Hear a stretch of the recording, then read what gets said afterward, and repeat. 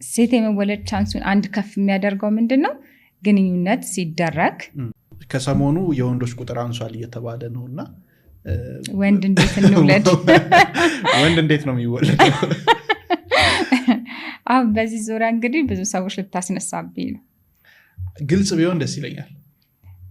ቲዮሪዎች ናቸው ያሉት። ቲዮሪዎችን ደግሞ መሞከር ክፋት የለውም። መንፈሳዊ ነገር አይደለም የምናወራው። ሜዲካሊ ሪከመንድ የሚደረጉ ነገሮች ስለሆነ ጥንዶች ልጅ ሲሞክሩ በእንደዛ አይነት መንገዶች ቢሞክሯቸው ክፋት የለውም። ወደ ጾታው እንሂድ። እሺ አንዳንድ ቲዮሪዎች አሉ እንግዲህ ወንድ ለመውለድ ሴት ለመውለድ ተብሎ የሚመከሩ ሁኔታዎች ማለት ነው። አንደኛው እንዳልኩ ጽንስ ሬጉላር ሴክስ ይፈልጋል። እንግዲህ ሴት ሴክስ ክሮሞዞማ ወይም ሴክስ ሆርሞና XX ነው። ወንድ ሲሆን XY ነው። እና ሴት ልጅ ሁሌ በግንኙነት ጊዜ ጽንስ እንዲፈጠር ስታቀርብ ያላት X ነው። ሁለቱም XX አይደል ያላት? ስለዚህ X ክሮሞዞም ነው የምታቀርበው ሴት ልጅ። ከወንድ የሚመጣው አይዘር X ነው ኦር Y ነው ጽንስ ሊፈጠር ሲል ማለት ነው።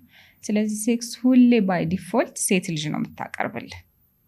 በደንብ ግልጽ አድርጊልኝ። XX XY የሚባለው ሴክስ ክሮሞዞማችን ነው። የሴት ኔቸር እንዲኖር አንዲት ሴት ስትፈጠር XX ናት ነው። ወንድ ደግሞ XY ክሮሞዞም ነው ያለው ነው።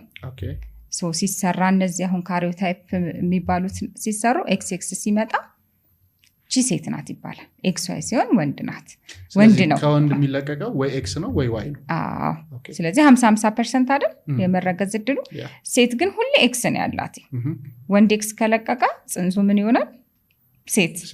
Y ከመጣ ደግሞ ጽንሱ ምን ይሆናል? ወንድ ይሆናል ነው። እና ጥናቶች ደግሞ አንዳንድ የተደረጉት X እና Y ክሮሞዞም ልዩነታቸውን ለማጥናት ተሞከረ። አሲዲክ የሆነ ኢንቫይሮንመንት ጥሩ ነው፣ ይመቸዋል ለኤክስ ክሮሞዞም። ስለዚህ የሴት ልጅ ብልት ውስጥ የመቆየት የመቀመጥ ጊዜው ከፍ ያለ ነው። ወንድ ደግሞ ወይም ዋይ ክሮሞዞም ደግሞ የመሞት እድሉ ከፍ ያለ ነው አሲዲክ ኢንቫይሮንመንት ላይ። ሴት የመወለድ ቻንሱ ከፍተኛ ነው ማለት ነው። ሴት የመወለድ ቻንሱን አንድ ከፍ የሚያደርገው ምንድነው?